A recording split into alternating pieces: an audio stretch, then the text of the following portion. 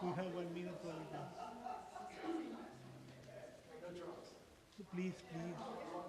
Yes, because the Feliz Navidad is next month. Okay.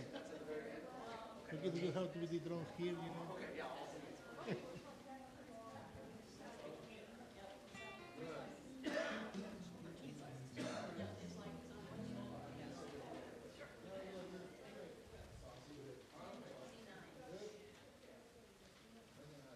Santa, intende. Holy,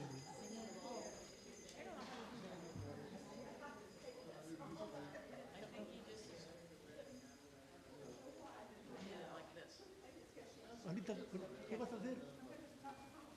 Hey, Paulita, no empieces, Paula, por favor. Not break the bowl. No, it's not gonna break the bowl. Yeah.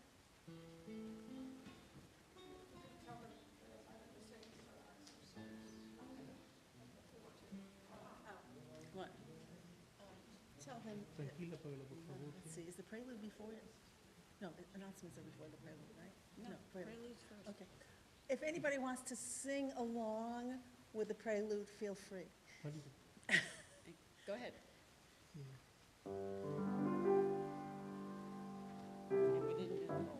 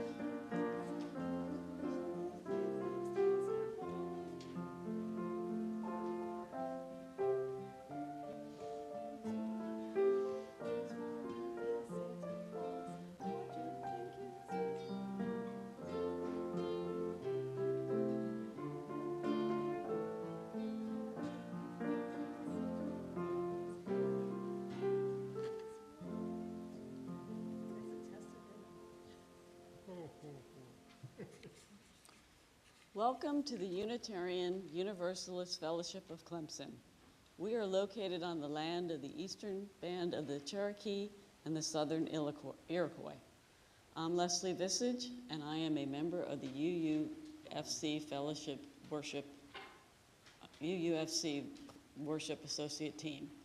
Each week, this community comes together to participate in worship, music, and reflection.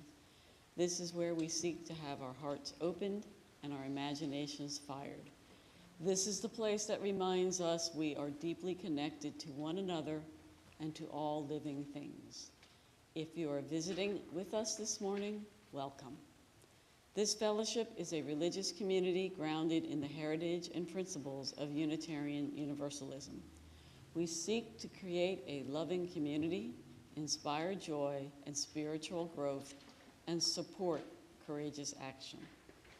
All are welcome, regardless of religious background, political persuasion, ethnicity, age, ability, sexual orientation, or gender identity or expression. If you have a desire to explore questions of truth and meaning and are respectful of our diversity of people and beliefs, you have found kindred spirits here. If you would like more information about this fellowship or Unitarian Universalism, please see our information about us on our website, uufc.org. If you're interested in getting our weekly newsletter so you can get connected to our community for online social events, our weekly sharing of joys and concerns, and our collective efforts to support social justice work, please reach out to the office by the email on our website or in the announcements on the back of the order of service. I want to extend a special welcome to our visitors. If you would like, I invite you to stand as you are willing and able to introduce yourselves. You don't have to if you don't want to, but okay. But regardless of whether you introduce yourselves or not, we still hope you stay for potluck after the service. I extend a special welcome to our online viewers. And like I said, after the service, there will be a Thanksgiving leftover potluck. Please join us, even if you didn't bring a dish to share, even if you're new. We welcome all. And I have the following announcements. There will be a congregational meeting after the service next week, which is December 8th. And if you're like me going, oh, I can't believe it's December 1st already, join the club.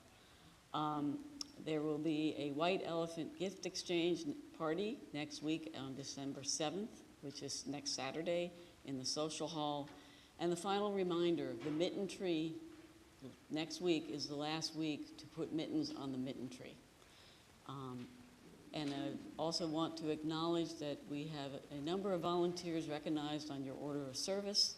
However, there are two who volunteered today who are not there. First is Susan Knoll, who is going to be one of our ushers, and our assistant safety responder is Talia Wetzler, thank you, who is helping her dad, Modi, with being our safety responder. So just thank them when you see them, any of the volunteers listed and the two I mentioned for doing service to us today. Our opening words are Waiting to Grow Again by Jennifer Johnson. Spirit of life, source of being, open our hearts and minds to all that is possible in this season of liminality. This in-between season, sometimes winter, sometimes spring, not quite one or the other. Beneath the crust of earth, seeds and bulbs lay in store. Some, crocus and daffodil, have dared to pierce the surface, braving to become the next iteration of self, a new bloom. On the forsythia and magnolia branches, petals curl into themselves, swelling into uncertain buds, waiting for the optimal conditions of light and warmth and rain to unfold into their potential for beauty and delight. On the bare branches of maple, oak, and elm, tiny leaves are visibly budding, readying themselves for their debut, a new wardrobe for their new season. We too are waiting to grow again, like perennial plants and deciduous trees. We don't grow in a singular trajectory from infancy through childhood to the full bloom of adulthood and the wider unfolding of elder years. Rather, we grow anew, year upon year, in seasons and cycles. In the cold and dark of winters, real and metaphorical, we hunker down, seek shelter and stillness, conserve energy, so that the new vitality can germinate. In this liminal season, we are waiting for signs of longer light, lasting warmth, and drenching rains, waiting to grow again anew. What new growth is budding in you, readying itself to make its debut, to adorn the world with new beauty and delight? Can you hear it singing? And now, please rise in body, mind, or spirit and sing together number 241 in the bleak midwinter. It's in your hymnal, the Frey hymnal, or should be on the screen.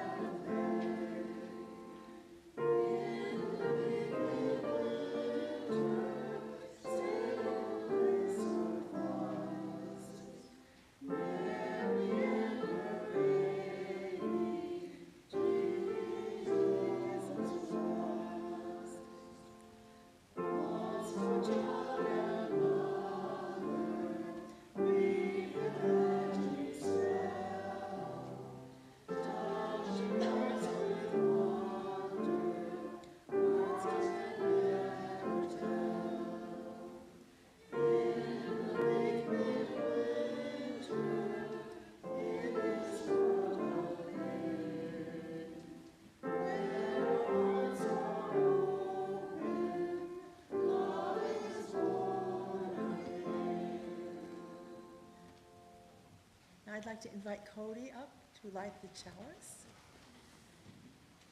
and invite you to share in our words of affirmation. We gather together in a spirit of love, with justice as our guide. This is our chosen covenant to dwell together in peace, to seek the truth with freedom, and to care for one another. Good.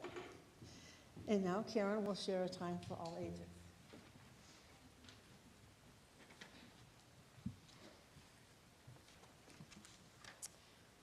When Holley asked me to do this time for all ages, I realized it would be a great pleasure because I haven't had the chance to read this since my kids were quite little. And they are now all taller than me.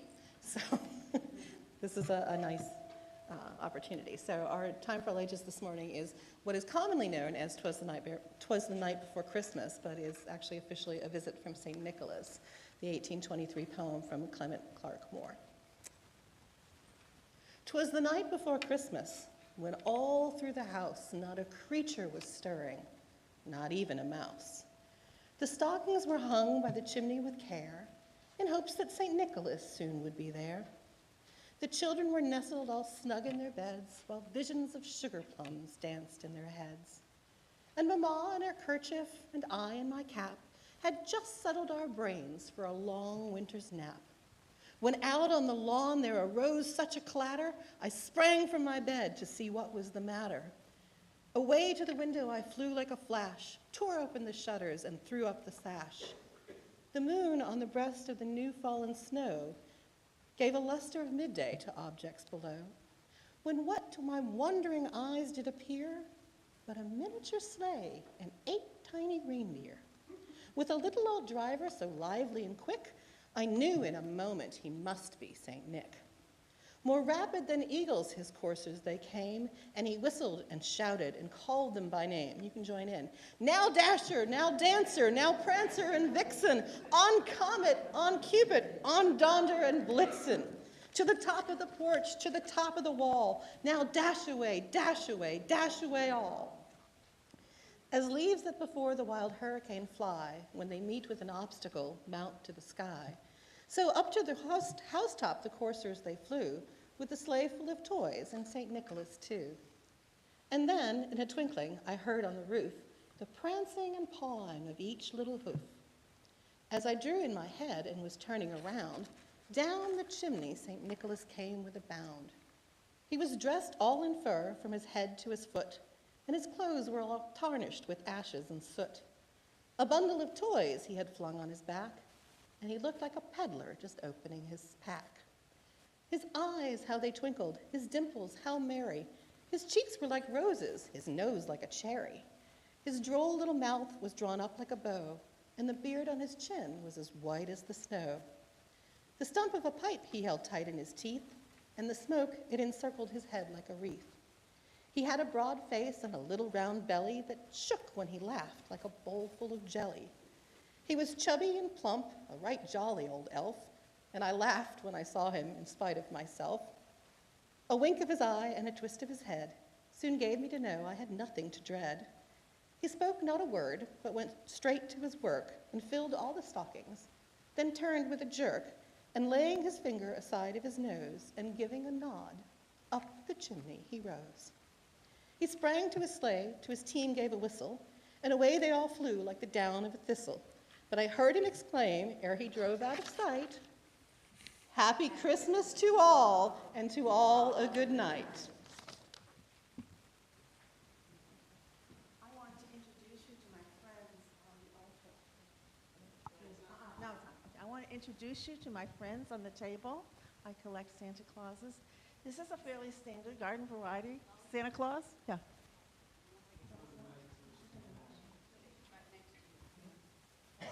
Closer. Okay. All right. This is one of my bigger ones. It's not my biggest one, but anyway, this is sort of a garden variety Santa Claus. This is a country Santa Claus. These are a couple of little Santa Clauses, but there's three other characters there that may not be as familiar. This is St. Nicholas. This is St. Nicholas, Bishop of Myra, mitre, staff, whole works. He's a little small. You can see he's got a thing to hang him on the tree, but anyway, that's the original Santa Claus. This is the person who brings gifts to Italian children, and her name is? No, that's actually Sweden. Even though it's an Italian carol, but as they sing it in Sweden. No, this is La Befana. La Befana was keeping a house and sweeping it out, and these three rich-looking men stopped by her house to ask if she knew where the baby Jesus was because they had come to worship him. And she said no, she didn't know, so they took off. They invited her to go with them to hunt for the baby Jesus, but she was too busy with her housework. And then after they left, she realized maybe she should have gone. So she kept going for the generations, house to house, looking for babies to whom to give gifts, hoping that one of them might be the baby Jesus.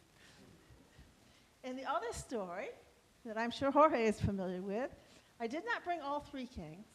I only brought one, but he's bearing a gift. This is a statue this is a ceramic statue that was made by my mother-in-law about 60 years ago. And he's bearing, I don't know which one it is, but whichever one, he's bringing a gift for the baby Jesus. And he brings them to Hispanic children on 12th night, on Epiphany. So, there's many, many, many Santas out there, and these are just a few. And now it is time. Let me turn this off. There it is. Now it's time for our morning offering. Turn page. This is the time we set aside for offering in order to give toward the financial vitality of this community. Also, 25% of the undesignated collection each week goes to an organization in the local community that we partner with. And for December, it is Habitat for Humanity. Each week, we also collect non-perishable food for the Clemson Community Cares Food Bank. And so it's not to put the entire burden on our one child. You can help by bringing them up. You can also give on the you can donate on the UUFC website and by using the donate button.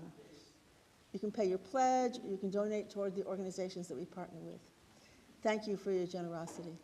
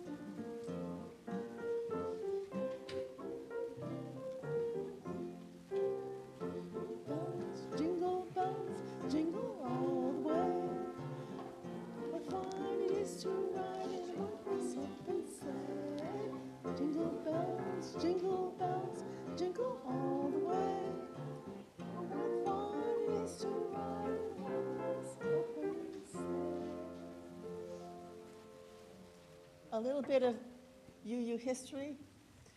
This song was written not in New England, as you might expect, but in Savannah, Georgia. The minister of music there had joined his brother in Savannah, thinking the climate would be better for him than Medford, Massachusetts, and he was homesick. So he wrote Jingle Bells in Savannah, and to this day it is known as the Jingle Bells Church.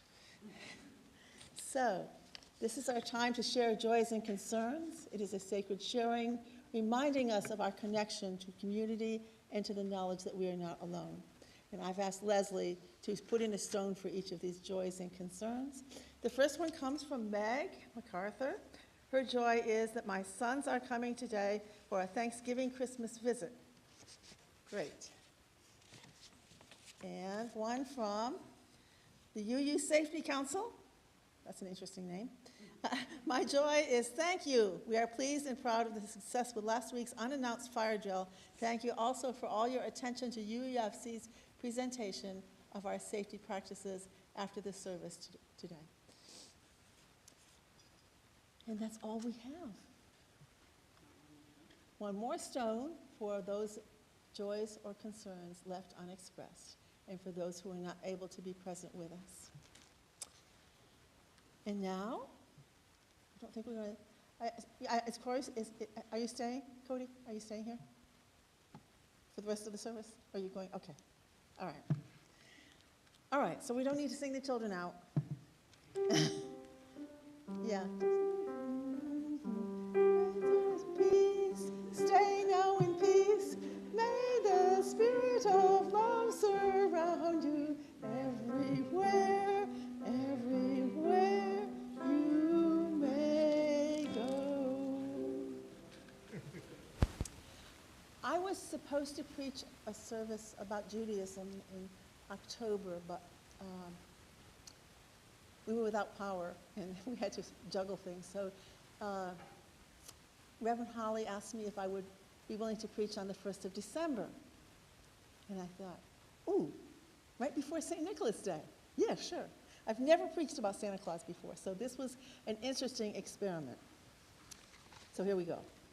Thursday marked the beginning of a long season of our individual and collective reaction to cold and dark.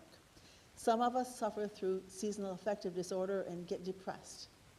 Some of us want to cocoon. Some of us want to party until tomorrow, at least until the sun comes up earlier in the day. So it is no wonder that we have more stories, songs, and holidays than we observe to fend off the cold and dark until light and warmth return. In case you start counting, or didn't start counting, Thanksgiving is followed by a rapid succession of spending holidays.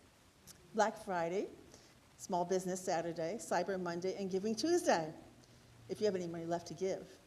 In a short break, then there's a short break interspersed by family, friend, and organizational parties and parades until we reach Christmas, Boxing Day, football tournaments, New Year's Day, Epiphany or Three Kings Day, Martin Luther King Day, and ends with the Super Bowl and the Celtic holiday of Imbolc with the first signs of spring. In between are holidays from other traditions, specifically Hanukkah and Diwali. It's unfair to the season not to retell the old myths, while at the same time, it is a challenge for those among us who don't connect with the myths, just the facts, ma'am. It's a good time to engage in that time-honored Unitarian Universalist practice of searching for truth and meaning. Sometimes truth is meaning. Sometimes truth is facts. But the best truths are those that emerge from the marriage of myth and fact. Most myths are grounded in some facts or experiences. The original Santa Claus, as I just said, was Nicholas, Bishop of Myra. Supposedly, he put gold coins in the stockings hanging to dry of 3 virtuous young women so that they might have a dowry and yet find a husband and avoid the possible life of prostitution. Those are the facts, more or less. Elves, reindeer, chimneys, those are myths. The truth that emerges from the fact and myth is the spirit of generosity and understanding that the world around us is or should be a safe and loving place. Small children are concrete thinkers who need a concrete embodiment of faith and hope and love and kindness and generosity that works until, like Adam and Eve, they eat of the fruit of the tree of knowledge and are forever changed. When they recognize that the facts don't square with their experience or their logical brain, some discard the myth and are angry with their parents for a while for misleading them. Others cling to their faith despite all the evidence to the contrary. Out of this, we hope there will arise an appreciation of myth and the broader horizons that come with accepting myths as carriers of meaning.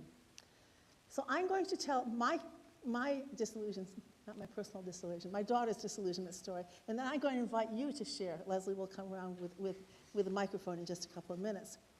So I'll tell you about my daughter Christine, whom some of you know. When she was 6 years old, she said, "Mom, is Santa Claus really parents?"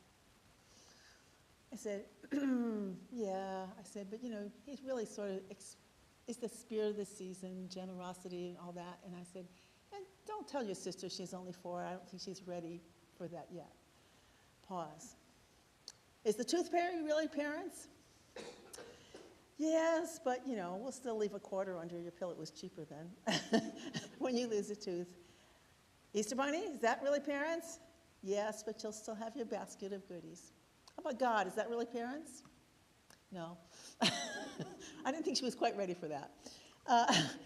So anyway, that was one story, and I also checked with my other 2 daughters about their story and their children's stories. But I would like to invite anybody who has a disillusionment with Santa Claus to raise their hand, and Leslie will bring you the microphone and you can tell it. Over here.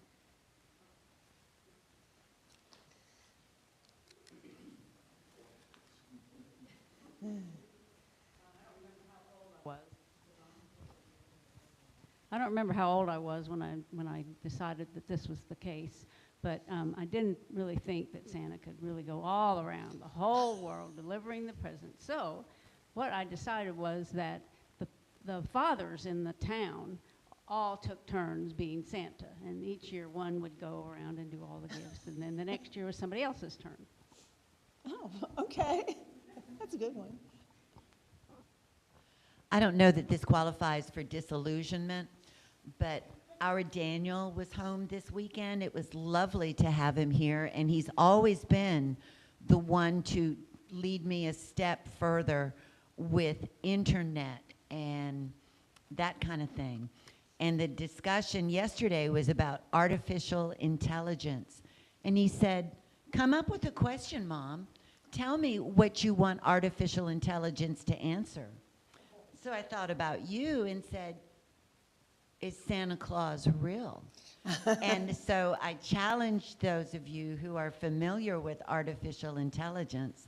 It's a beautiful, beautiful, non-evasive answer. All right. Have to check that out. Okay. Anybody else?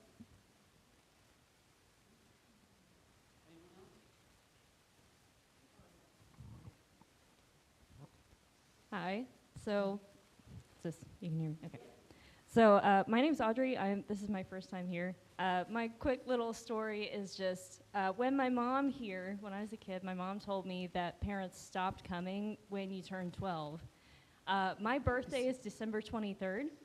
So, the year I turned 12, I still got my Santa presents. And then the next year, I was still getting Santa presents, so I automatically knew she was lying. Okay. Anybody else? I have 2 granddaughters that kind of went back and forth between wanting to believe in Santa Claus before they finally gave up on it.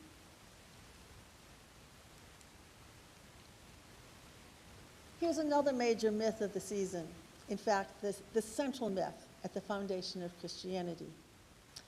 Jesus was born in Nazareth, not Bethlehem.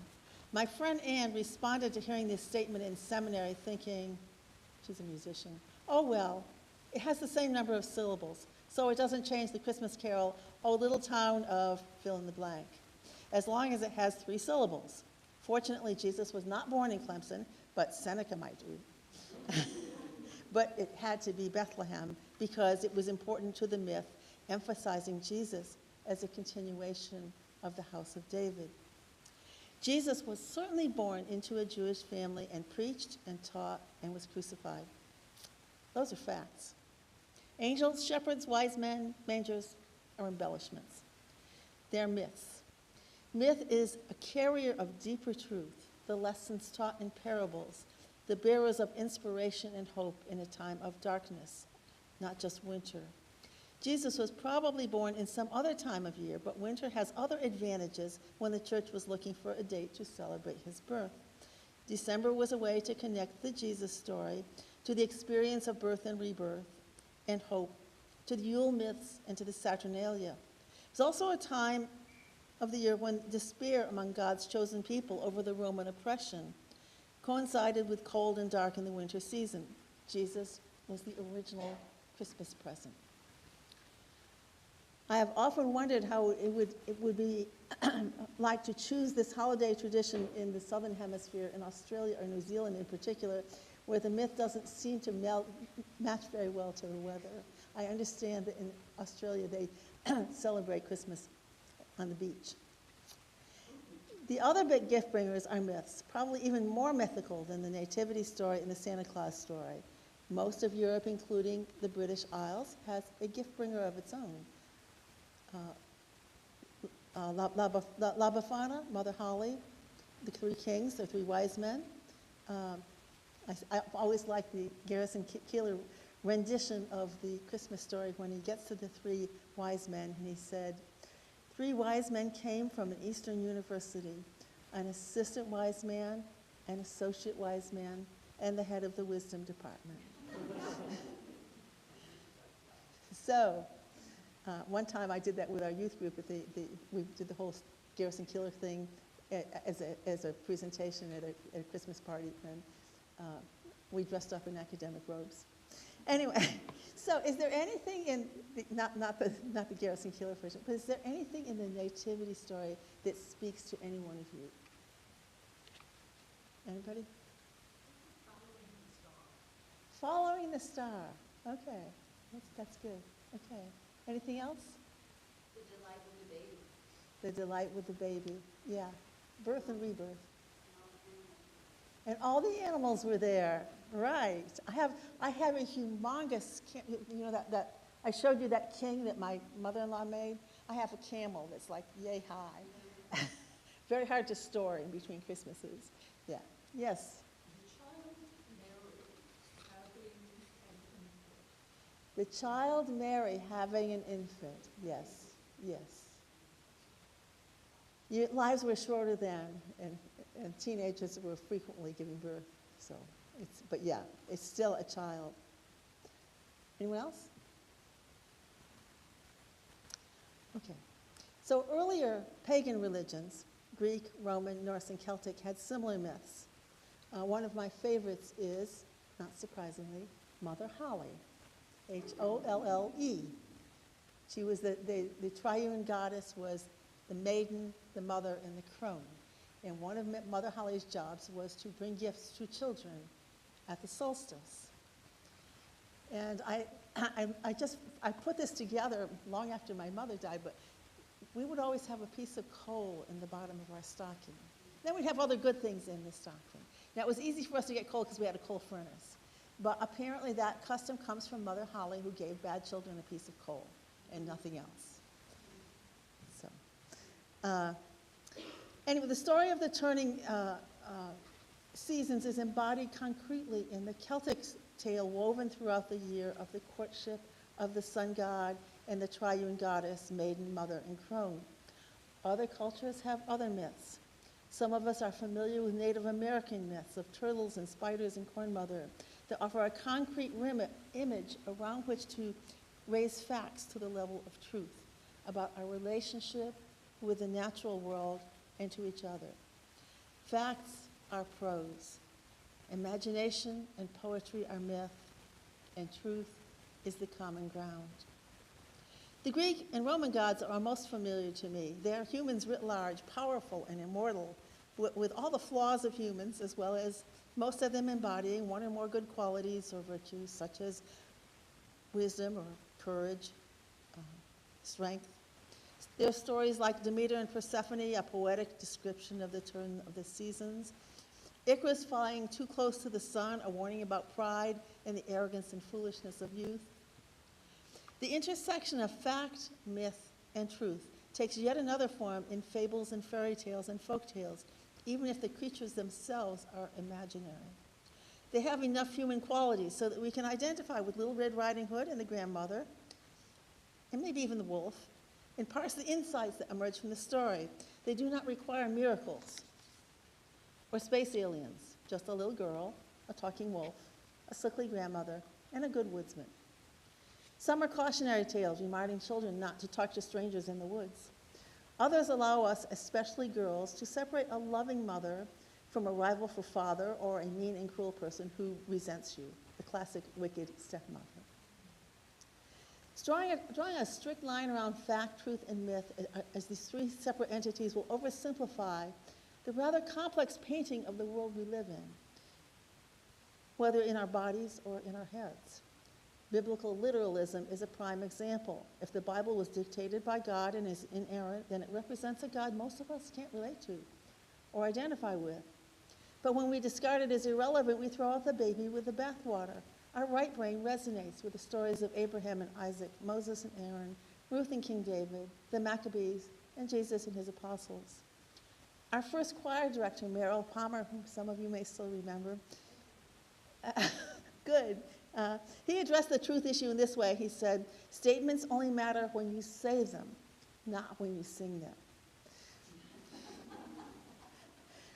The stories embedded in the Christmas carols, the gift-giving, the spirit of hope and generosity and light amid the darkness, carry essential truths swathed in myths of the Christmas season. When I was a Lutheran, I had difficulty reciting the Apostles' Creed. So I tried to silently insert 7 words into the first line. Instead of saying, I believe in God the Father Almighty, I would say to myself, I believe in the value of the sustaining myth that, took too long.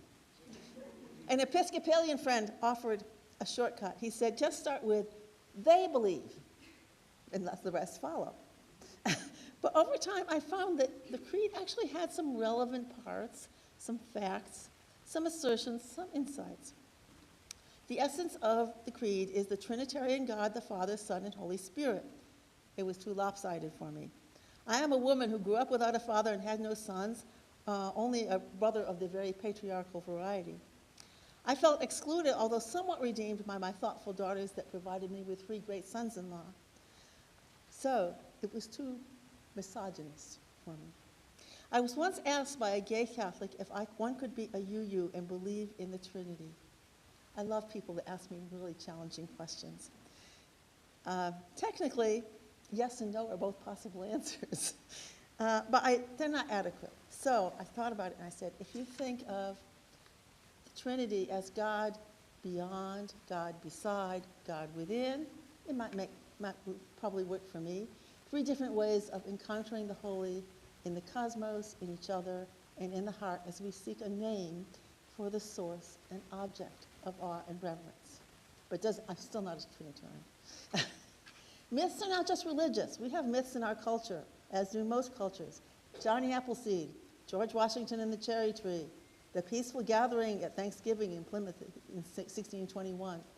All of them embody facts, real facts, not alternative facts, embellished by imagination to provide a picture that conveys a truth, an insight, not how we think the world is, or an insight into how we think the world is or should be. We still call the appearance of the sun in the eastern sky and disappearance in the west as sunrise and sunset, even as we learn at a fairly young age that it is the earth and not the sun that is doing the turning. It is a fact that we see the sun appear on our horizon, but it is a myth that it rises and sets. The season of darkness, cold, and myth is upon us.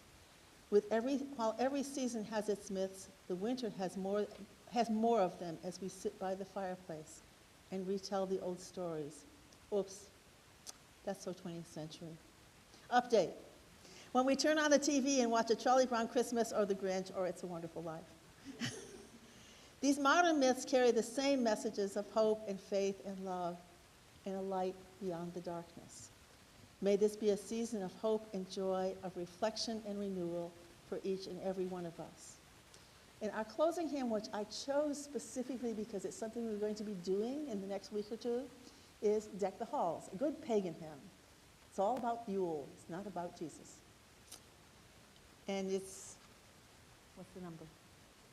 235, if you don't know the words. Probably most of you do.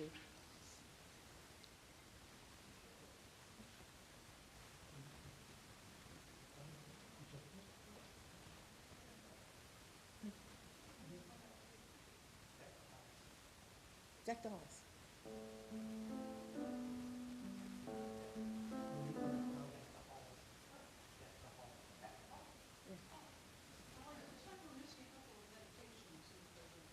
Yeah, that was my fault. I wasn't sure how long the readings were going to take.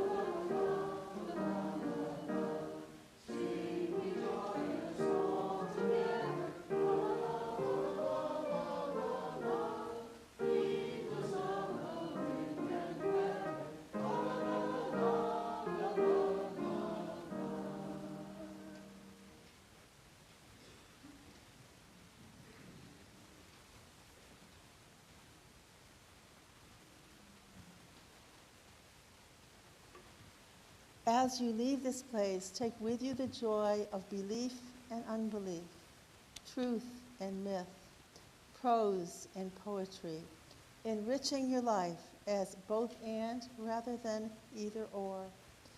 As we extinguish this chalice, I invite you in this time of deep darkness to carry the light, share the light, be the light. Amen, and blessed be. And you definitely want to stay for the post-lead. And you can sing along again.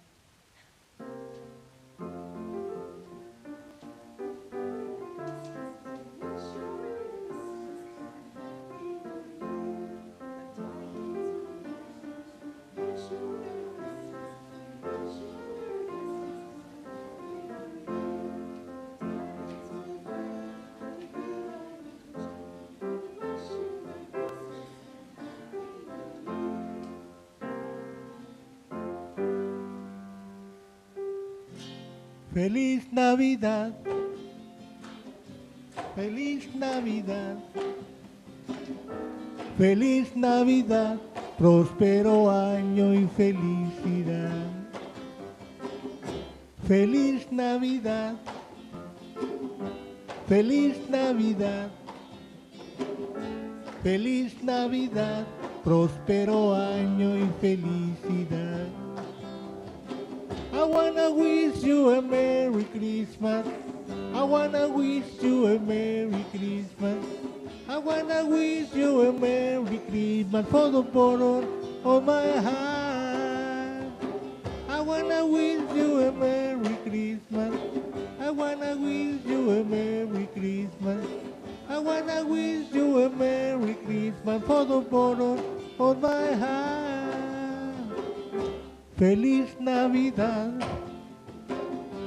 Feliz Navidad, feliz Navidad, próspero año y felicidad. Feliz Navidad,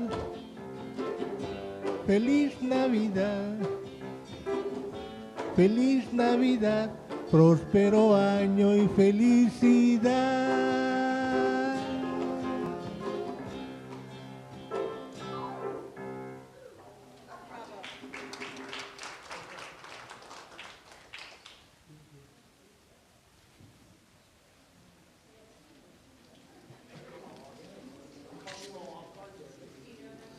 I'm sorry.